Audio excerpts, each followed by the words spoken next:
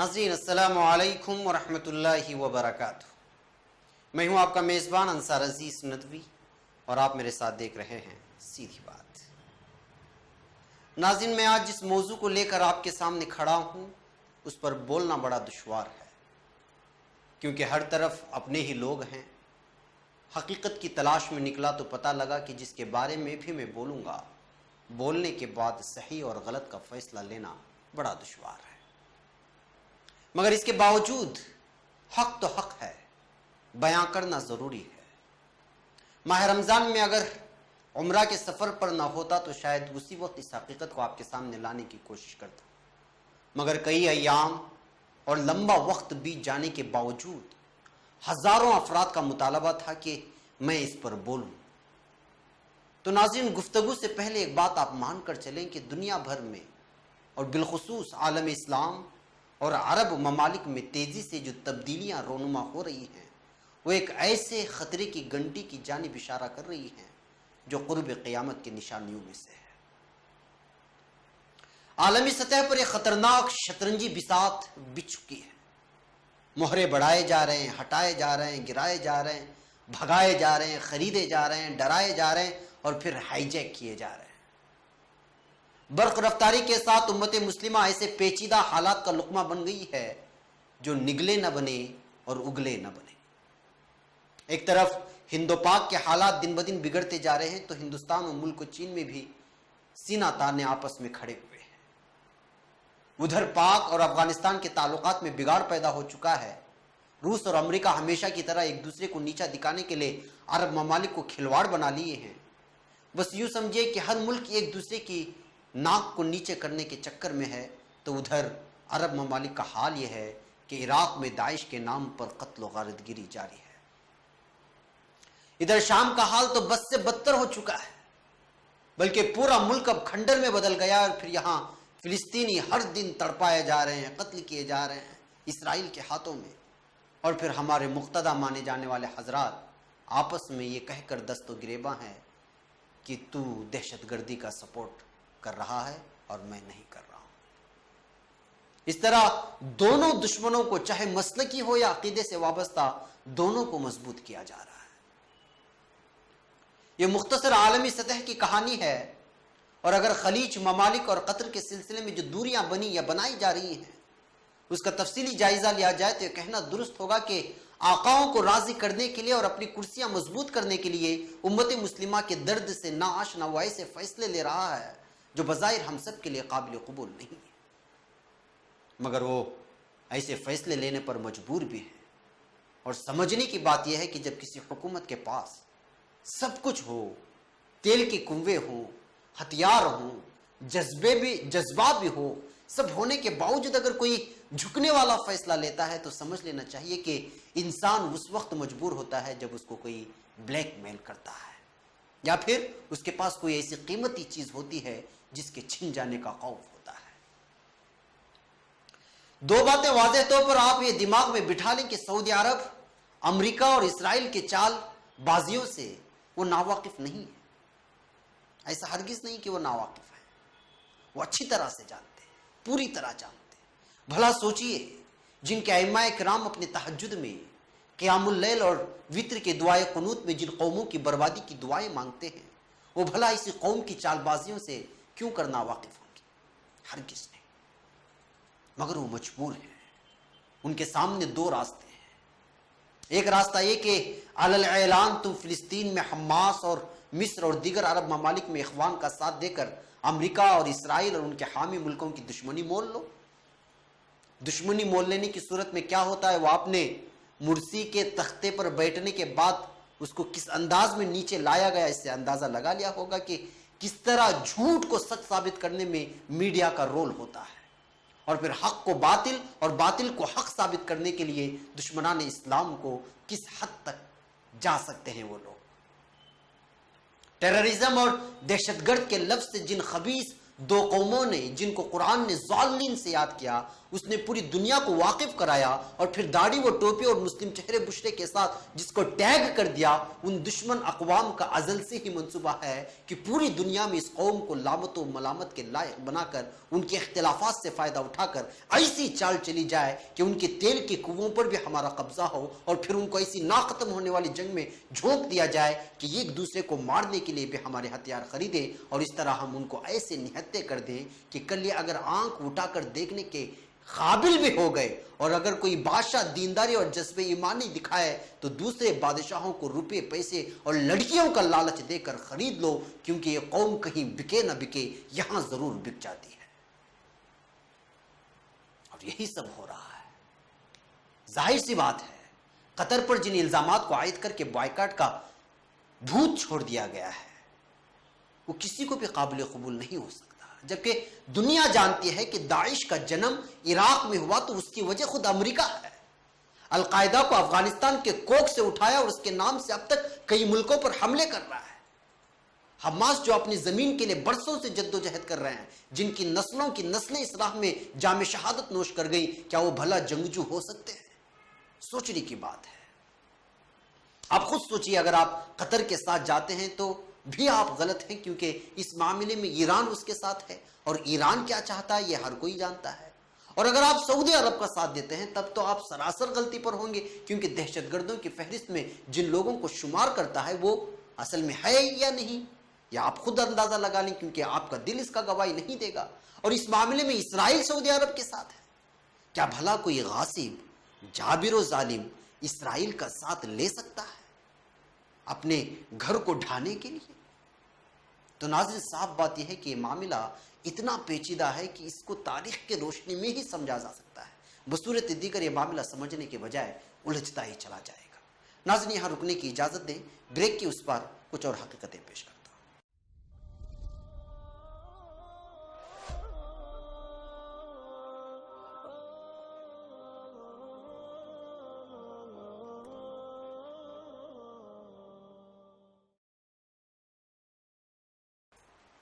ناظرین، استقبال ہے سیدھی بات کی انوکھی محفل میں۔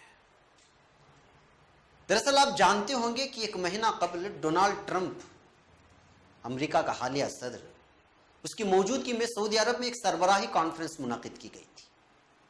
نہیں، آئیے میں اس سے پہلے آپ کو ایک جگہ لے چلتا ہوں۔ آپ لوگوں کو یاد ہوگا نا کہ جب عراق میں داعش کا زور پکڑ گیا اور پھر ادھر سے ایران اپنے ہردرمی پر اڑا رہا اور سعودی عرب کو بار بار آنکھیں دکھانے لگا، اور یمن کے راستے سعودی عرب پر حملے کی کوششیں تیز ہوئی، تو اس موقع پر تمام خلیجی ممالک نے اتحاد کا ثبوت دیتے ہوئے اپنی ہی ایک طاقت بنانے کی کوشش کی، بلکہ اس کو عملی جامہ بھی پہنایا۔ جب سے یہ طاقت بنی تب سے امریکہ، اسرائیل اور ایران کے آنکھوں میں یہ طاقت کھٹکنے لگی تھی، لہٰذا اب اس طاقت کو توڑنا ان دشمن اسلام کا اولین مقصد تھا۔ لہذا ٹرمپ نے اپنا غیر ملکی دورہ سب سے پہلے سعودی عرب کا کیا، اور اس دورے کے بعد نہ جانے کیا ہوا کہ اچانک سعودی عرب بپر گیا اور پھر قطر کے خلاف ایسے فیصلے لیے جس کو ایک بہت بڑے طبقے نے ناانصافی پر محمول کیا اور اب بھی کر رہے ہیں، بلکہ صحیح طور پر دیکھا جائے تو وہ سراسر غلط ہے، بغیر طرفداری کی۔ بہرکیف ٹرمپ نے آخر ایسی کون سی جادو کی چھڑی چڑھائی کہ ایسا تماشا کھڑا ہو گیا، اور پھر جو اتحاد بنا تھا وہ پارا پارا ہو گیا۔ سعودی عرب، مصر، متحدہ عرب امارات، بحرین نے اس پر خطے کو غیر مستحکم بنانے کا الزام لگاتے ہوئے سفارتی تعلقات ختم کرنے کا فیصلہ کیا۔ مصر کی حکومت اخوان المسلمین کے ساتھ جو ظلم و زیادتی روا رکھی ہے وہ تو ساری دنیا جانتی ہے۔ ایسے میں قطر کا خاموش رہنا یا پھر مصر سے اپنے علماء کرام کو واپس بلا لینا یا پھر حق پر جو لوگ ہیں ان کی حمایت کرنا مشکل ہو گیا تھا۔ سعودی اور متحدہ عرب امارات بھی اس تنظیم کو دہشت گرد تنظیم مانتے ہیں۔ سعودی عرب کی سرکاری خبر رساں ایجنسی SPA کے بیان کے مطابق قطر اخوان المسلمین، داعش اور القاعدہ سمیت مختلف دہشت گرد گروہوں کی حمایت کرتا ہے، جبکہ قطر کا کہنا ہے کہ وہ تو دہشت گردی کے خلاف ہمیشہ سے لڑتا آیا ہے اور آئندہ بھی لڑے گا۔ دراصل سوچنے کی بات یہ ہے کہ مصر میں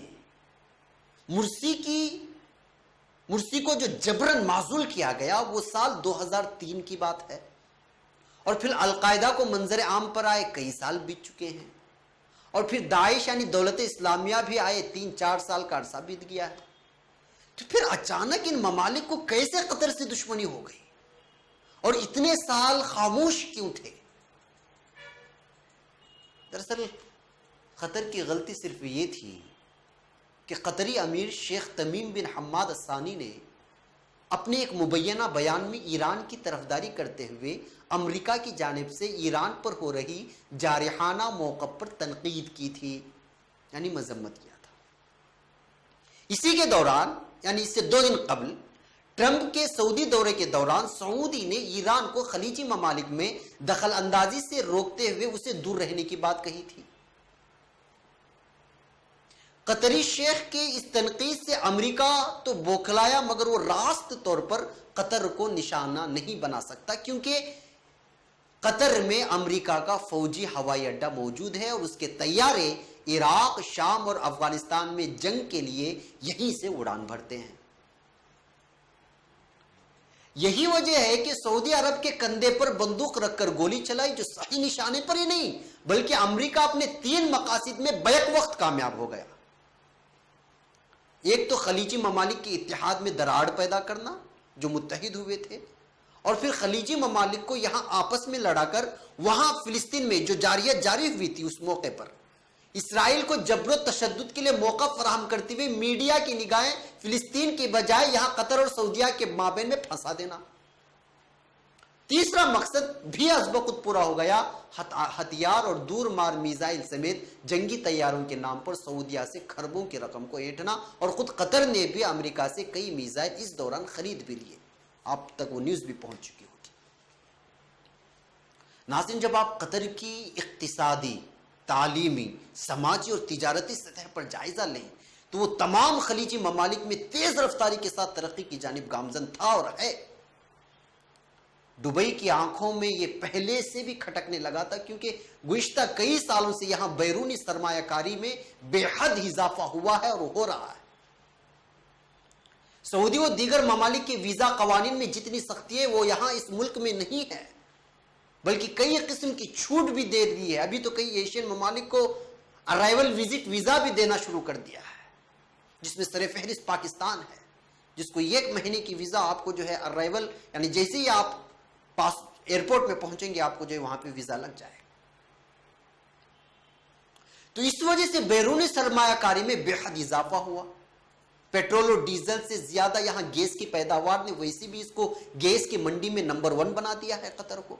اور یہاں چلتے چلتے آپ اس بات کو نوٹ کر لیں کہ ایران اور قطر کے درمیان قربت کی ایک اہم وجہ گیس کی لائن بھی ہے، کیونکہ ایران اور قطر کے حد میں، یعنی ان کے حدود میں گیس کے کنویں 9700 کلومیٹر مربع تک پھیلے ہوئے ہیں، جن میں سے 6000 کلومیٹر مربع پر قطر کی ملکیت ہے اور بقیہ 3700 پر ایران کا۔ اس لحاظ سے بھی قطر اور ایران کو یہ کنویں جوڑتے ہیں۔ آپ حضرات کو رپورٹ یاد ہوگی کہ قطر نے سن 2016 میں، یعنی گزشتہ سال، 77 ملین ٹن LNG یعنی گیس کی پیداوار کی تھی۔ اس میں سے 60% حصہ ایشیائی ممالک اور بقیہ دیگر ممالک میں جو بچتا ہے وہ چلا جاتا ہے۔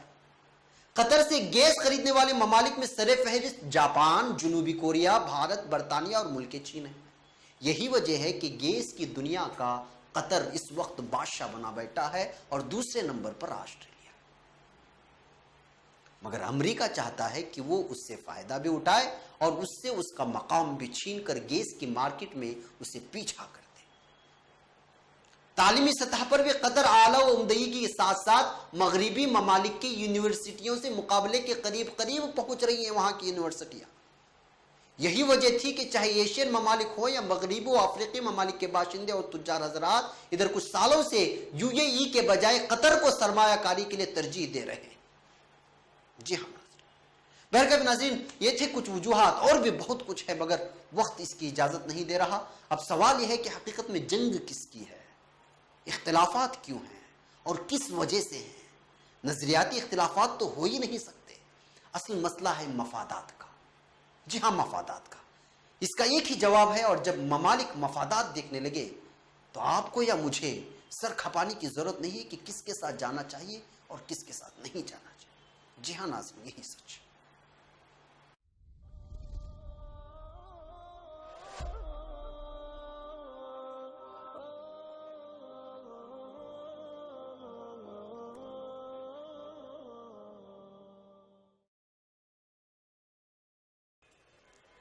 ناظرین، آپ سے ایک درخواست ہے، آپ ہمارے عرب حکمرانوں کے لیے خصوصی دعاؤں میں ضرور یاد رکھیں۔ آپ تاریخ اٹھا کر پڑھیے تو آپ کو یہاں پر فیصلہ لینا بہت ہی آسان ہوگا کہ آخر ہو کیا رہا ہے یہاں پہ خلیجی ممالک میں۔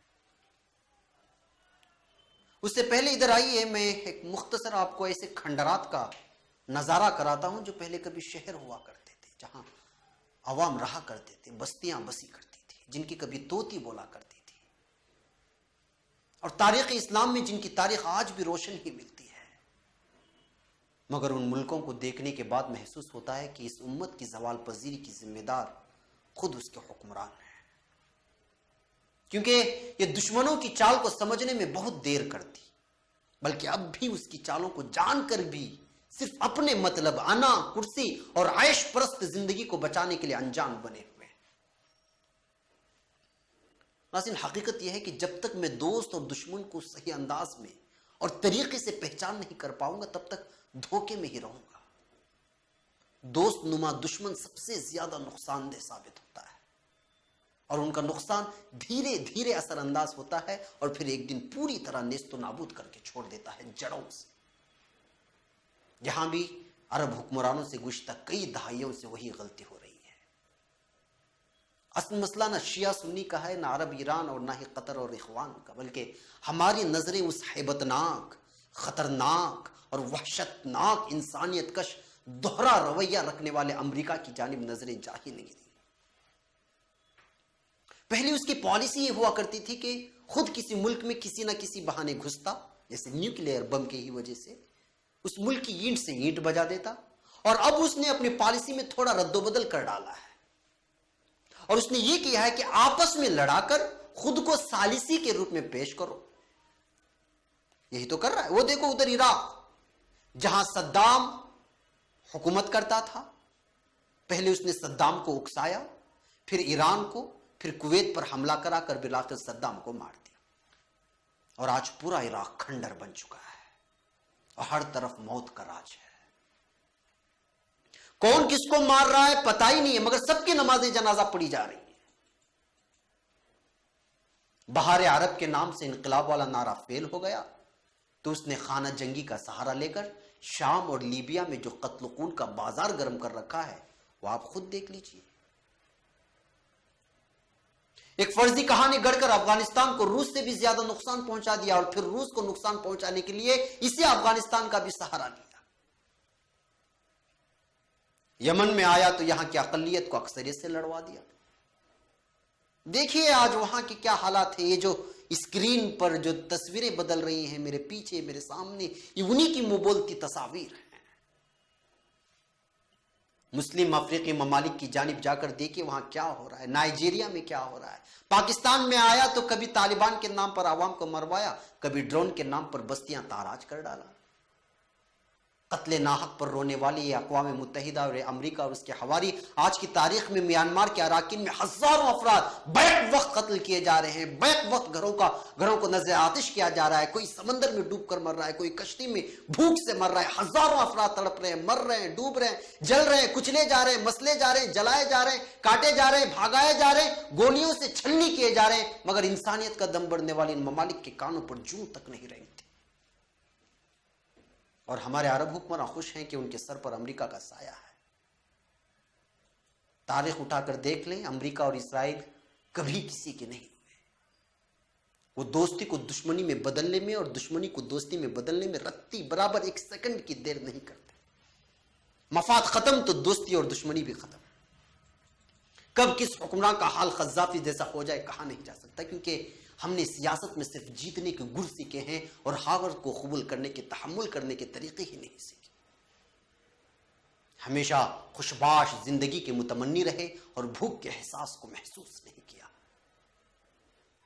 حماس کی غلطی یہ ہے کہ اس نے فلسطینیوں کے حق کے لیے لڑ رہا ہے، اور اخوانیوں کی غلطی یہ ہے کہ جمہوریت کے طرز پر اکثریت پر جیت کر آنے والے مرسی کا انہوں نے ساتھ دیا، اور مرسی نے کرسی سنبھالتی اسلام دشمن طاقتوں سے لوہا لینا چاہا تو اس کو مغربی میڈیا نے دہشت گرد کے روپ میں پیش کر کے اس کی کرسی ہڑپنے کے لیے سعودی عرب سمیت کئی خلیج ممالک اور دیگر مغربی ممالک کا ساتھ دیا.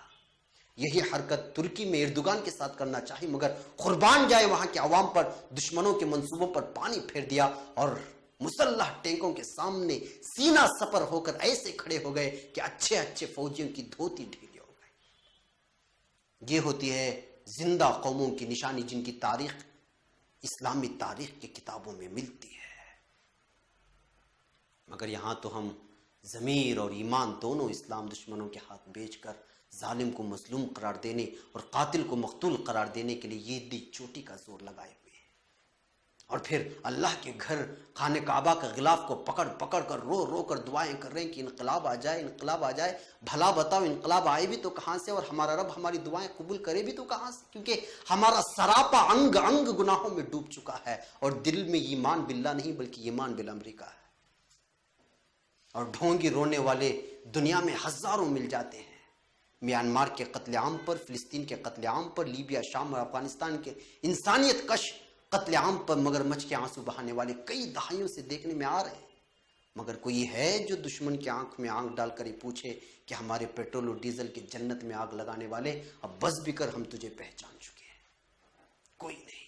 جی ہاں ناظرین، کوئی بھی نہیں.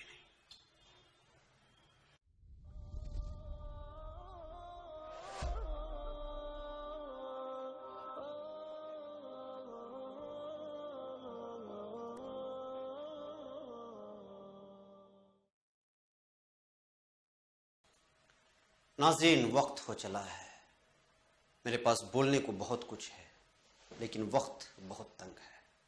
چلتے چلتے آپ حضرات سے صاف اور سیدھی بات کہنے کی اجازت دیں کہ جمہوریت کے نام پر ڈکٹیٹرشپ ہو رہی ہے، اور ڈکٹیٹرشپ کے نام پر خون ہی خون.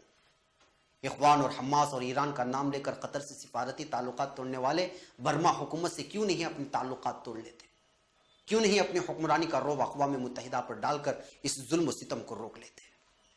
مسلم اتحاد، مسلم امہ، ایک انگ ایک جاں، یہ سب دکھاوے اور زبانی مٹھاس کے نعرے ہیں، ورنہ تو ہمارے حکمرانوں نے اپنا قبلہ کبھی کا بدل چکے ہیں. قطر پر الزام ہے کہ وہ ایران سے تعلق جوڑے ہوئے. بھلا بتاؤ، عرب ممالک کے تعلقات ایران سے تمام تر اختلافات کے باوجود کبھی ٹوٹے ہی نہیں ہیں. اس طرح الزام تو ان 4 ممالک پر بھی لگنا چاہیے جو قطر کے مخالف بن بیٹھے ہیں، کیونکہ تاریخ بتاتی ہے کہ ایران کھلم کھلا شام، یمن اور دیگر خطوں میں اپنے افواج اور عوام کا کردار ہونے کا علل اعلان قبول کرتا ہے. سعودیہ کے ساتھ مخالفت تو آیت اللہ باقر النمر کی سزائے موت سے شروع ہوئی تھی. تو کیا یہ سب بہانے دیکھ کر آپ کو نہیں لگتا کہ صرف امریکہ اور اسرائیل کو خوش کرنے کے لیے قطر سے ناطا توڑا گیا ہے؟ مجھے تو یہی لگتا ہے، آپ کا مجھے پتا نہیں. فی الحال مجھے یہاں اجازت دیں. السلام علیکم ورحمۃ اللہ وبرکاتہ.